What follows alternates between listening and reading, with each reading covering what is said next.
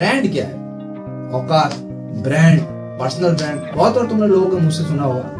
अब देखो भाई, मेरे नजरिए में ब्रांड वो है जब लोगों या फिर चीजों को तुम्हारे साथ एसोसिएट कर दिया जाता है। ऐसे एग्जांपल ऑफ माइन, तुम जब बहुत बार इसी शर्ट में या फिर इसी बैकग्राउंड के साथ देखते होगे, तो जब तुमने अगर मैंने 10-15 रीलें देखी होंगी अगर शायद, तो फिर जब भी तुम बाहर किसी को इस शर्ट में देखोगे तो तुम्हें मेरी याद आएगी काइंड ऑफ। वो होता है ब्रांड, चीजों को तुम्हारे साथ एसोसिएट कर दिया जाता है। दूसरा एग्जांपल लेते हैं, आरुष भोला। जब तुम आरुष को देखोगे तुम्हें लैला की याद आएगी, लैला को देखोगे आरुष की याद आएगी, एक दूसरे के साथ एसोसिएशन।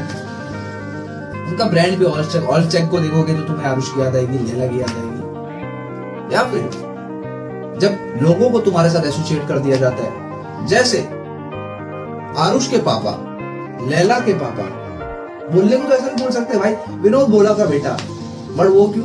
क्योंकि आरुष की थोड़ी ब्रांड इमेज बनी, वो ब्लॉग्स के द्वारा फेमस हो गया, इसलिए। समझ रहे हो? जैसे तुम्हारे दोस्तों को भी पहचान मिलती है भाई, आरुष का दोस्त, भाई तू आरुष का दोस्त है ना, भाई तू उसका दोस्त है ना। समझ रहे हो? ये है ब्रांड। जब तुम टाटा का लोगो देखते हो तो तुम्हें रतन टाटा की याद आती होगी, जियो का लोगो देखते हो तो तुम्हें अंबानी की याद आती होगी। तो वो होता है ब्रांड, जब लोगो या फिर चीजों को तुम्हारे द्वारा एसोसिएट किया जाता है, उन्हें देखने से तुम्हारी याद आती है।